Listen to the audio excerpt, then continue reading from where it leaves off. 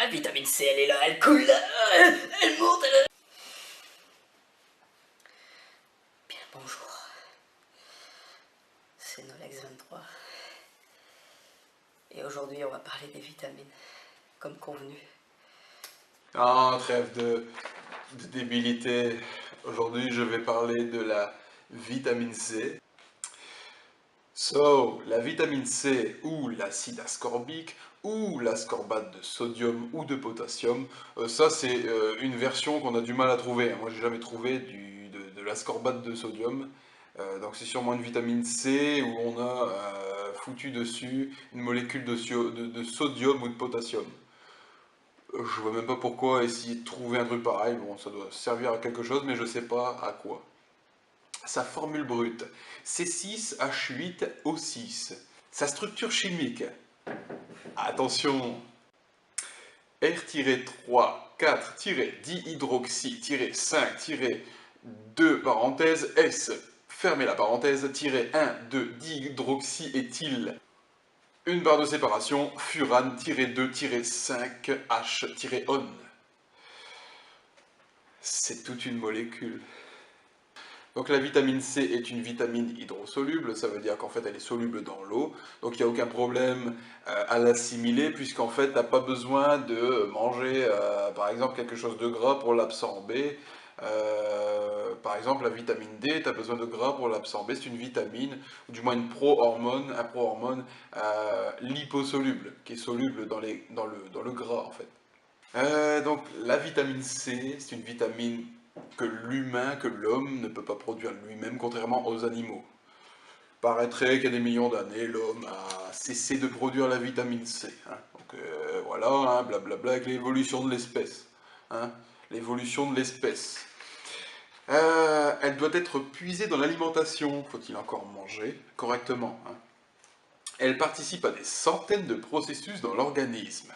Elle aide le corps à fabriquer le collagène. Donc tous ceux qui ont peur avec le collagène, là, mon Dieu, j'ai peur de manquer du collagène, mes tendons, machin. Bah tu prends de la vitamine C, ça fait le job, voilà. Aide à maintenir la fonction du système immunitaire. C'est-à-dire qu'en fait, si t'as pas beaucoup de vitamine C dans le corps, tu tombes malade plus facilement. Et ça, je l'ai constaté, j'en reviendrai plus tard là-dessus. Cicatrise les plaies. Donc en fait, tu t'ouvres, ça t'aide à cicatriser les plaies. La vitamine E fait ça aussi, mais on reviendra sur la vitamine E plus tard aussi. Participe à la formation de globules rouges. C'est pas mal quand même. Hein. Participe à l'absorption du fer contenu dans les végétaux. Je pense plutôt que c'est intéressant pour les véganes, et notamment pour les femmes aussi, puisque le fer, si je ne me trompe pas, est l'équivalent du zinc pour l'homme en fait. Ça favorise donc la production d'hormones chez la femme. La vitamine C protège les cellules contre les radicaux libres grâce à son effet antioxydant puissant. Donc, où retrouve-t-on la vitamine C? Dans l'alimentation d'abord. Venez pas me dire, tout de suite dans les jus de fruits. Oui, dans les jus de fruits, il y en a, oui, il y en a. Donc on retrouve la vitamine C dans quoi? Dans la goyave, le piment. Ouais, le piment, ouais. Le kiwi, même si c'est un fruit vert. Dans le brocoli, les choux de Bruxelles, le poivron, la papaye, la fraise, l'orange, dans la mangue. Donc dans tous ces fruits et légumes, en gros, t'as pas plus de 200 mg de vitamine C. En général, ça tourne entre 30 et 150 mg. C'est ça, hein, c'est pas grand chose. Il faut quand même faire tourner la machine. À un moment donné, faut doser. Hein. Les vertus de la vitamine C. Prévient du rhume chez les personnes sportives. Ça, c'est pas une légende, c'est réel. J'ai fait le test moi-même et en tant que sportif, en tant que pratiquant, la vitamine C marcherait vraiment sur les personnes actives comme moi et permettrait de se rétablir plus rapidement du rhume. Bon, il y a beaucoup d'études qui disent que non, c'est pas vrai. Il y a des études qui disent que oui, oui, ça soigne. Moi, je vous confirme que c'est vrai. Parce que quand j'ai un rhume, d'ailleurs, j'en ai plus du tout, Quand j'ai un rhume, je prends de la vitamine C sur 2 grammes à peu près, et plus rien. Plus rien du tout, il n'y a plus de rhume, fini. Fini, on parle plus du rhume, c'est terminé, quoi. Vraiment, ça soulage.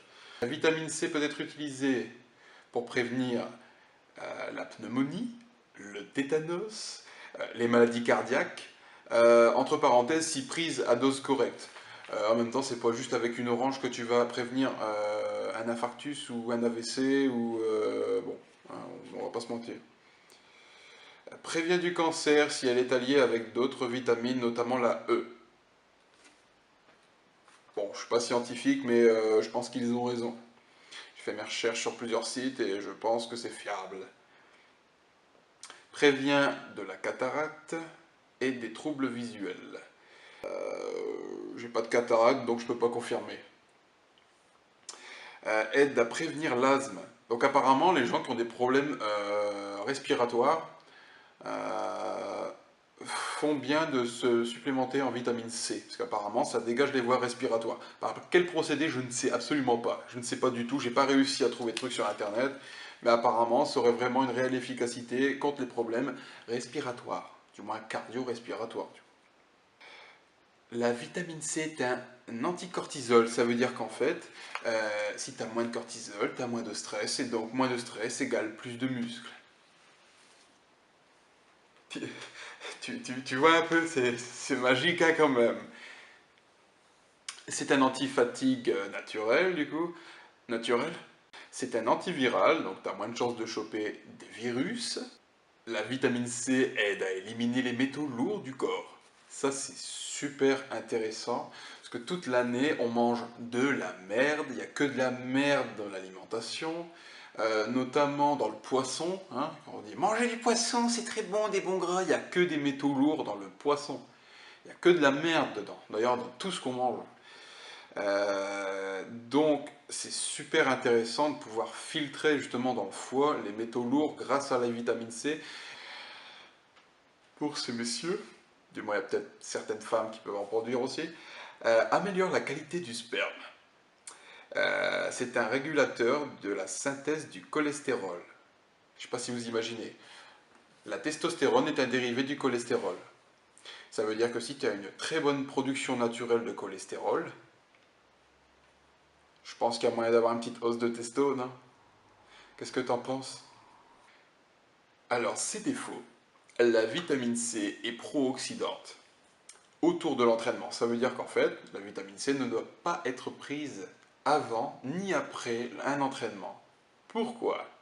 Ça augmente l'oxydation des cellules. Qu'est-ce que l'oxydation? L'oxydation est un processus biochimique qui produit une substance appelée radicaux libres. Ces radicaux libres, c'est une vraie saloperie d'ailleurs les radicaux libres, ça s'attaque aux protéines, donc aux acides aminés que tu as dans ton corps, et aux acides gras de l'organisme. Ça veut dire qu'en fait, quand tu t'oxydes, ton corps est en mode fucked up, tu vois. Le truc, ça veut dire qu'en fait, ça bouffe les protéines que tu as dans les muscles, dans le corps, pour fonctionner normalement. Et ça s'attaque au gras de l'organisme, aux acides gras de l'organisme. Ça veut dire qu'en fait, si tu te supplémentes pas donc avec des acides aminés, du moins si tu ne manges pas assez et que tu ne manges pas assez gras, en plus de l'oxydation, ça peut faire mal, vois-tu. Provoque des diarrhées à haute dose. Des diarrhées à haute dose. Faut-il déjà avoir l'idée de prendre de la vitamine C à haute dose? C'est le mec qui me dit putain, vas-y, là je me mets 50 grammes par jour là en intraveineuse de vitamine C. J'ai jamais vu ça, je verrais même pas l'intérêt, ça ne sert strictement à rien. Augmente les courbatures si prises avant l'entraînement. Ouais, ça je l'ai constaté. Je l'ai même constaté en prenant un booster qui est le Cellucor C4 ancienne et nouvelle version. Ils ont foutu de la vitamine C dedans pour protéger l'arginine qu'il y a dans le booster. Donc sur le coup, l'idée est bonne. Le truc, c'est que comme c'est pro-oxydant, ça a tendance à augmenter les courbatures. Et moi, je l'ai constaté en faisant les pectoraux et les jambes, en prenant plus de vitamine C avant et pendant l'entraînement. Ça reste négligeable en général, hein. C'est pas ça qui va t'exploser les muscles, hein. mais ça peut mettre dans le mal les personnes qui ne sont pas forcément habituées aux courbatures. On va dire ça comme ça. Alors, j'ai recherché la posologie.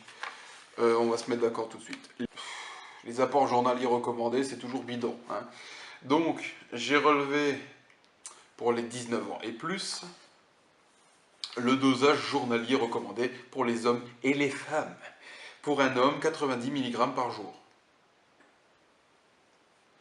90 mg par jour. 90 mg. C'est pas beaucoup, hein.